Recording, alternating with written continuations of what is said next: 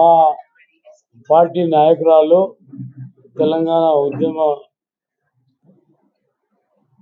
జాగృతి అధ్యక్షులు కల్వకుంట్ల కవిత గారు, మాజీ పార్లమెంట్ సభ్యులు, ప్రస్తుత ఎమ్మెల్సీ తెలంగాణ జాగృతి అధ్యక్షురాలు కల్వకుంట్ల కవిత గారిని అరెస్ట్ చేసినందుకు నిరసనగా ఇది కుట్రపూరితంగా చేస్తున్నటువంటి అరెస్టు.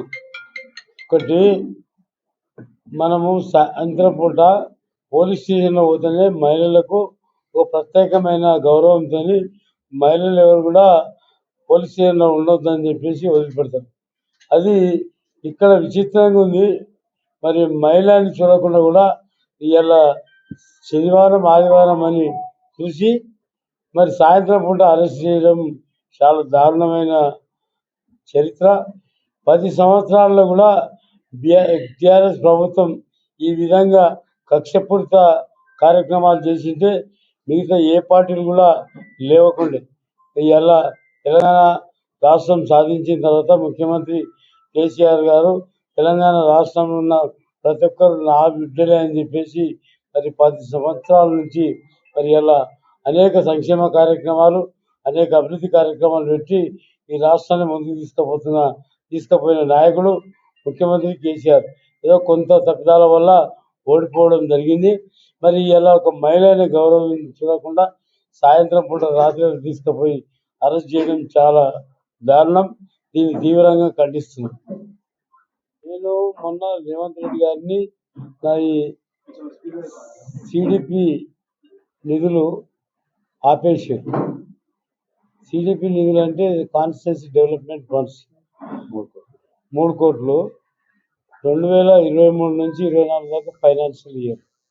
నేను ఎలక్షన్ బిఫోరే ప్రపోజల్ ఇచ్చినాక కలెక్టర్ ఇన్ఛార్జ్ మినిస్టర్ సంతకాలు చేసి ఇచ్చిన తర్వాత అప్పుడున్న కలెక్టర్ దాని మీద సంతకం పెట్టకపోతే అది అట్లనే పెట్టేసేది. ఇప్పుడు ఎలక్షన్ కాకముందే పోయి అడిగితే కూడా ఇది ఎలక్షన్ అయినాక మాట్లాడతాం. ఎలక్షన్ అయినాక పోతే ఏమన్నారు అంటే ఆ లెక్క అక్కడికే ఎలక్షన్కి అయిపోతుంది, ఇక్కడ కొత్తగా ఉన్నాయని. అదే నాకు ఈ financial year March to March, నేను ఎలక్షన్ ఎప్పుడు డిసెంబర్ 3 తారీఖు రిజల్ట్ వచ్చింది. నేను వచ్చిన తర్వాత కూడా ఇంకా 4 నెలల టైం ఉన్నది. 4 నెలల టైంలో కూడా నాకు ఇవ్వాలి కదా.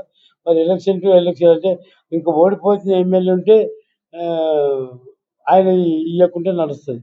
కానీ ఇది నేనే ఉన్నా కాబట్టి ఇంకా 3 నెలలు 4 నెలల టైం ఉన్నది కాబట్టి నా ఫండ్స్ నాకు ఇవ్వాలి అని చెప్పి అడిగాను. దాంట్లో ఇప్పుడున్న ఇన్ఛార్జ్ మినిస్టర్ కూడా ఎండాస్ చేసి శ్రీధర్ బాబు ఎండాస్ చేసి పంపిండు. ఫైనాన్స్ మినిస్టర్ కూడా చెప్పిండు, లేదు మాకు గవర్నమెంట్కి ఆర్డర్స్ సీఎం గారు వద్దన్నారు, ఆపమన్నారు అని చెప్తే సీఎం గారిని కాన్స్టిట్యూన్సీ డెవలప్మెంట్ ఫండ్స్ గురించి కలవడం జరిగింది. దాని గురించి మాట్లాడడం, దానికి కలిసిండు. అదే కలిసేటప్పుడు కలుస్తారు, పోయేటప్పుడు పోతారు. దీనికి ఉంటుంది. కాన్స్టిట్యూన్సీ డెవలప్మెంట్ అన్నప్పుడు ఇప్పుడు ఎమ్మెల్యే ఉన్నా ముఖ్యమంత్రిని కలుస్తాం, ప్రధానమంత్రిని కలుస్తాం. ఎవరి అవసరం పడితే కాన్స్టిట్యూన్సీ డెవలప్మెంట్ కోసం మంత్రులను కూడా కలుస్తాం. దీనికి సంబంధం కాదు కదా. మీడియా చిత్రీకరణ బాగలేదు. మీరు ఇంకనైనా మిమ్మల్ని మీ వ్యక్తిగతంగా ఎవరిని ఉద్దేశించి కాదు, మీడియా తప్పుడు ప్రచారం చేసింది చెప్తున్నా. మీ కారణాల వల్ల మన శంకరపల్లిని నిదర్శనంగా తీసుకోండి. ఎప్పుడైనా మార్పండి, తప్పుడు వార్తలు రాయద్దు. ఎప్పుడైనా ఒకసారి దొరుకుతారు, అప్పుడు తప్పకుండా పనిష్మెంట్ ఉంటుంది. కాబట్టి తప్పుడు వార్తలు రాయద్దు. వాస్తవంగా ఏదన్నా అడగండి. ఇట్లా అడుగుంటూ చెప్తున్నా. బాగా చెప్పిన తర్వాత వివరణ, ఏదన్నా వార్త వచ్చినప్పుడు వివరణ తీసుకోవాలి. వివరణ తీసుకొని వేస్తే మీకు మంచిగా ఉంటుంది, మాకు మంచిగా ఉంటుంది. కాబట్టి రేపు పొద్దుగల ఇప్పుడు రంజిత్ రెడ్డి గారు నాకు చెప్పలేడు, నేను ఆయనతో మాట్లాడలేదు.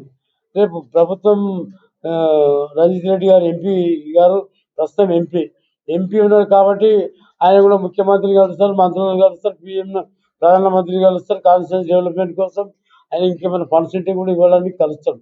కానీ మీరు పూర్తిగా కలిసిన తర్వాత మాట్లాడాలి.